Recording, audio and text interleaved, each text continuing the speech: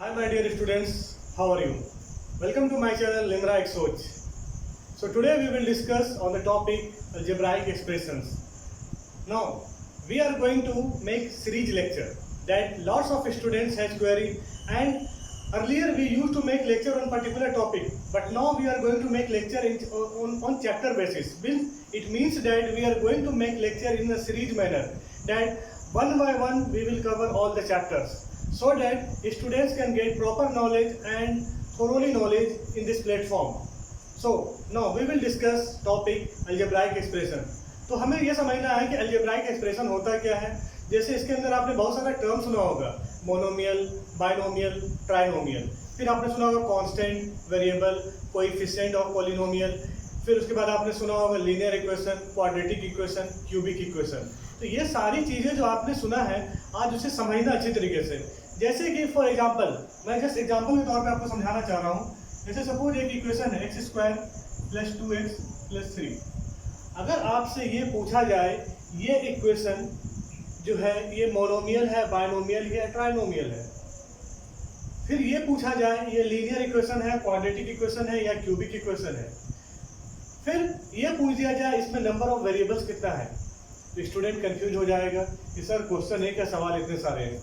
इन concept को सीखने के लिए आपको अपने बेसिक पे काम करना होगा, और हम वही चीज़ आपके लिए लेकर आए हैं इस प्लेटफॉर्म के थ्रू कि आप अपने बेसिक पे काम कर सकें और क्वेश्चन को अच्छे तरीके से सॉल्व कर सकें. अगर कोई आपका जूनियर आपसे पूछे तो आप उसे समझा सकें. ठीक है, तो आज हम समझेंगे सारे एक एक कंसेप्ट को सीखेंगे, अच्छी तरीके से सीखेंगे. तो देखें यहाँ पर हमारा जो सबसे पहला जो कंसेप्ट हमें वो सीखना है वो क्या है कि जाने अलजेब्राइक एक्सप्रेशन में कांस्टेंट और वेरिएबल क्या होता है. जैसे ये वर्ड आपको मिलेगा कांस्टेंट और दूसरा वर्ड आपको क्या मिलेगा, वेरिएबल. तो सबसे पहले आपको ये समझना होगा कि कांस्टेंट किसको बोलते हैं. देखो कांस्टेंट का मतलब होता है जिसका वैल्यू फिक्स होता है. जो फिक्स्ड वैल्यू होता है उसे हम क्या कहते हैं, कांस्टेंट कहते हैं. और जो आपका वेरिएबल मतलब जिसका वैल्यू वेरी करता है, जैसे कि फॉर एग्जांपल आपने देखा होगा नंबर, मैं बोलूँ 3 है, 2 है, 5 है, 6 है, 9 है, तो ये सारी चीजें क्या है, एक फिक्स्ड वैल्यू है ना, जिसका चेंज नहीं हो सकता है, इसीलिए हम इसको कहते हैं कांस्टेंट. कांस्टेंट का मतलब क्या होता है, आपका फिक्स्ड वैल्यू होता है. अच्छा, अब आता है वेरिएबल. वेरिएबल का मतलब होता है जिसका वैल्यू चेंज करता है, वेरी करता है. जैसे फॉर एग्जांपल x है, y है, z है, p है, q है, r है, t है, u है. हम किसी भी टर्म में ले लें, कुछ भी मान ले, suppose let the number be x या let the number be a, let the number be y, let the number be c. तो इस तरह से ये सारी चीजें क्या है, इसी को हम कहते हैं वेरिएबल कहते हैं. वेरिएबल का मतलब क्या होता है, जिसका वैल्यू चेंज करता है, जिसका वैल्यू वेरी करता है. मींस हम यहाँ पे लिख सकते हैं चेंज वैल्यू, या फिर क्या बोल सकते हैं, वेरी करना, वेरी वैल्यू, यानी जिसका वैल्यू आपका वेरी करेगा उसको हम क्या कहते हैं, वेरिएबल कहते हैं. समझ में आई बात. अब इसका आगे, तो फिर मैंने ये बताया था, कांस्टेंट बता दिया, वेरिएबल बता दिया. अब आगे आपको समझना है इसके बाद एक्सप्रेशन किसे कहते हैं, अलजेब्राइक एक्सप्रेशन किसे कहते हैं. देखो समझो इसको, चीज को ध्यान से. ठीक है, इसको आपने नोट डाउन कर लिया, ले लो अच्छे से स्क्रीनशॉट इसका. ठीक है, अब हमें यहाँ पे समझना है अलजेब्राइक एक्सप्रेशन क्या होता है. तो अलजेब्राइक एक्सप्रेशन हम किसे कहते हैं उस चीज को पहले ध्यान से समझो. देखो यहाँ पे इसको हम कहते हैं combination of constant and variable. Combination of constant and variable connected by plus minus division multiplication operations.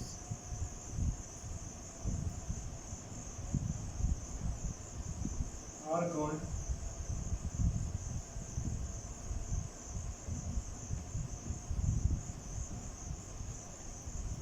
Algebraic expression. तो ये है आपका उसका डिफिनेशन. क्या है, कॉम्बिनेशन ऑफ बोला है कांस्टेंट का और वेरिएबल का. अभी जस्ट मैंने बताया कांस्टेंट का मतलब क्या होता है, कोई भी एक फिक्स्ड नंबर है, फिक्स्ड वैल्यू है, फिक्स्ड वैल्यू को हम क्या कहते हैं, कांस्टेंट. जैसे मैंने बोला 2 है या 3 ले लिया. ठीक है, अब इसका क्या बोलता है, वेरिएबल, यानी x और y, x y z कुछ भी आपने ले लिया. तो कॉम्बिनेशन यानी दोनों का कॉम्बिनेशन, दोनों आपस में जुड़ेगा, कॉम्बिनेशन हो रहा है ना, कंबाइन कर रहा है. किसके हेल्प से, या तो प्लस के हेल्प से, या माइनस के हेल्प से, या डिवीजन या मल्टीप्लिकेशन के हेल्प से। कैसे? जैसे मैं बोलूँ 2 है, x है, y है, यहाँ पे ले लिया 5 4 ले लिया, यहाँ पे z ले लिया। अब इनके बीच में एक रिश्ता लाना है, बोलते हैं ना ये रिश्ता क्या कहलाता है। तो अब इस रिश्ते को एक नाम देते हैं, क्या नाम देंगे? देखिए यहाँ पे अगर मैंने यहाँ पे प्लस साइन ले लिया, यहाँ पे माइनस साइन ले लिया, यहाँ पे आप क्या ले लिया? मल्टीप्लाई ले लिया, यहाँ पे डिवीजन ले लिया, और यहाँ पे फिर से आप कुछ भी ले लो, चलो प्लस ही ले लेते हैं। तो हमने कुछ भी नंबर ले लिया, 2 है यानी आपका क्या हो गया, ये कांस्टेंट है 2 3 4, वेरिएबल क्या है? x y z है, इनके बीच में एक रिश्ता हो गया, एक नाम दे दिया गया, ठीक है ना। हर रिश्ते को एक नाम देना पड़ता है ना। देखो यहाँ 2 प्लस x, ये क्या हो जाएगा? -3y, ये 4 है तो 4 आपको कहाँ आ जाएगा? नीचे आ जाएगा, plus z।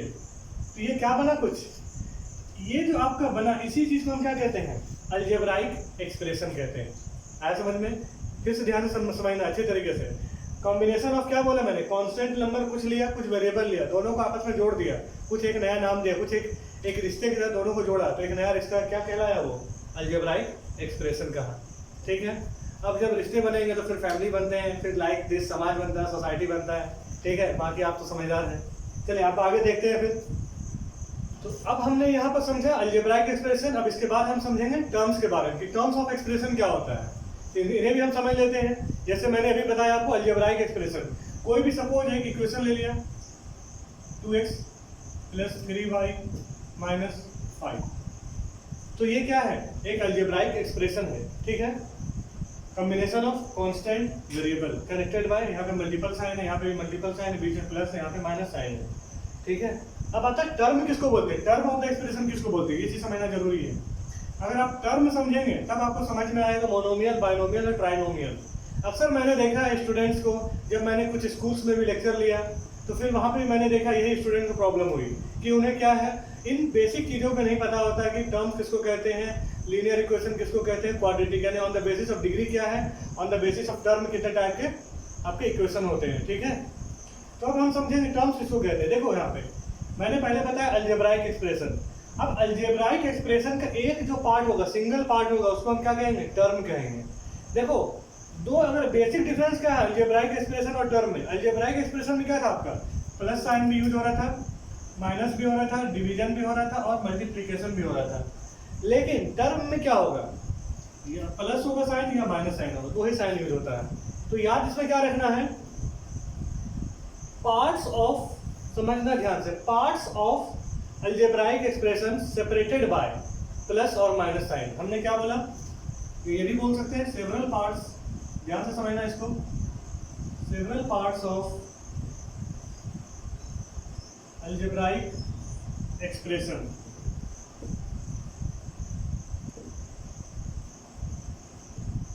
Separated by plus और माइनस साइन। यानी बहुत सारा, जैसे ये अलजेब्राइक एक्सप्रेशन, इसका पार्ट्स को हमने सेपरेट किया किसके हेल्प से?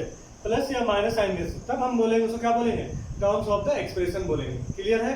जैसे अगर मैं इसी को एग्जांपल ले लूँ 2x प्लस 3y माइनस 5, मैं इसमें बात करूँ तो इसमें कितना टर्म है? नंबर ऑफ टर्म्स देखें, 1 2, पहला टर्म, दूसरा टर्म, तीसरा टर्म, इक्वल टू ये 3 टर्म हो गया।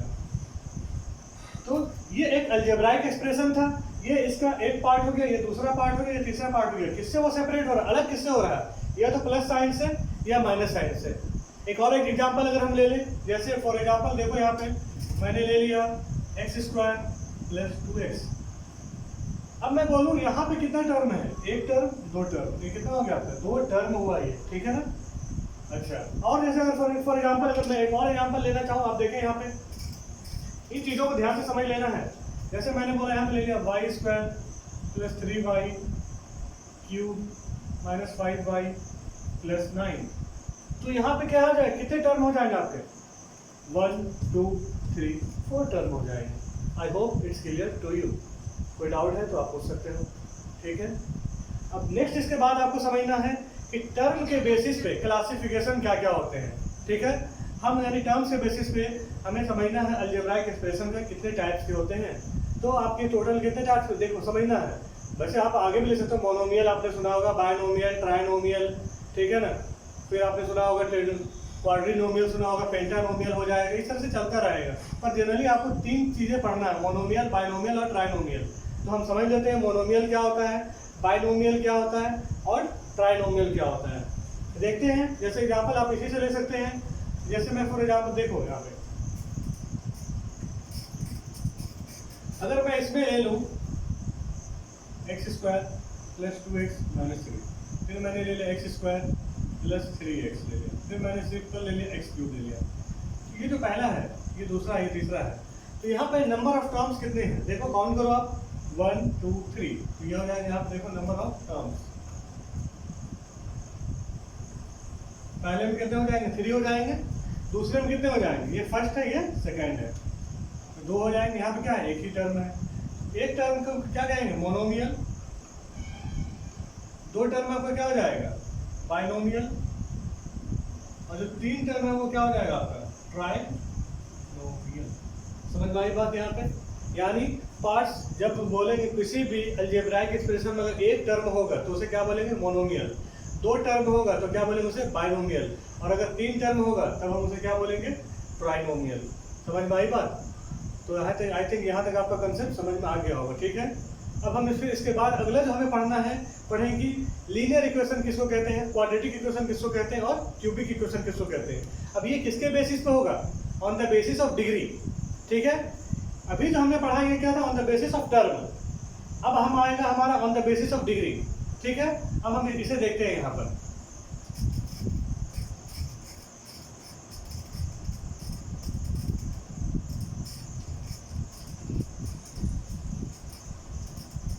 अब आता है कि डिग्री किसको कहते हैं, ये भी समझना जरूरी है आपको। डिग्री देखो यहाँ पे, डिग्री कहते हैं किसको है, highest power of the variable, highest power of the variable. Variable की जो हाईएस्ट पावर होती है उसे हम डिग्री कहते हैं। जैसे फॉर एग्जांपल मैंने यहाँ पे ले लिया x³ + y² + 2x - 3y + 9। अब मैं बोलूँ इसका डिग्री क्या है, तो सबसे पहले हम ये समझना होगा इसमें वेरिएबल कितने हैं, वेरिएबल क्या है। तो देखेंगे, जैसे कुछ स्टूडेंट बोल देंगे 5, नहीं, दिस इज रॉन्ग। कुछ स्टूडेंट बोल देंगे यहाँ पे 4, गलत है। अगर मैं टर्म की बात करूँ तो टर्म आपको कितना हो जाएंगे, 5 हो जाएंगे, 1 2 3 4 5, ठीक है, 5 टर्म हो गए। लेकिन अगर मैं बात करूँगा डिग्री की, तो पहले देखेंगे वेरिएबल कितने हैं। तो एक वेरिएबल आपका क्या x है, दूसरा क्या y है। तो 2 वेरिएबल यहाँ पे x और y है। अब आता है कि हाईएस्ट पावर किसका है, x का है। तो जिसका भी हाईएस्ट पावर होगा, जिस वेरिएबल का हाईएस्ट पावर होगा, वो इक्वेशन है वो क्या बन जाएगा, उसी का डिग्री बन जाएगा। यानी अगर यहाँ पे x का पावर 3 है, सबसे हाईएस्ट पावर 3 है, उसके बाद 2 है, फिर यहाँ पे 1 1 है, तो जो वेरिएबल का हाईएस्ट पावर है वही आपका हो जाएगा डिग्री। इस इक्वेशन को हम क्या बोलेंगे, क्यूबिक इक्वेशन बोलेंगे, क्यूबिक इक्वेशन बोलेंगे। आई बात समझ में। Highest power of the variable को ही हम क्या बोलते हैं, आपका डिग्री बोलते हैं। ये हो गया आपका क्यूबिक इक्वेशन। एक और एग्जांपल ले लें, x² - 5x + 12। अब मैं बात करूं इसका, यहाँ पे नंबर ऑफ वेरिएबल कितने हैं। कोई बोलेगा 3, नहीं, गलत है। कोई बोलता है 2, तो वो भी गलत है। क्या होगा, 1 होगा। क्यों, यहाँ पे क्या है, x ही है ना, x यहाँ पर भी, x यहाँ पे भी सेम चीज है। इसीलिए यहाँ पे नंबर ऑफ वेरिएबल की अगर हम बात करें तो ये हो जाएगा आपका 1 हो जाएगा। अब इसका डिग्री क्या हो जाएगा, तो highest power of the variable, variable की हाईएस्ट पावर क्या है, x की हाईएस्ट पावर क्या है, 2 है। इसलिए यहाँ पे क्या हो जाएगा, डिग्री 2 हो जाएगा। जब ये डिग्री 2 हो जाएगा तब इसको हम क्या बोलते हैं, क्वाड्रेटिक इक्वेशन बोलते हैं, क्वाड्रेटिक इक्वेशन, ठीक है। इसका भी आपको स्क्रीनशॉट लेना है, स्क्रीनशॉट आप इसका ले लो अच्छे तरीके से।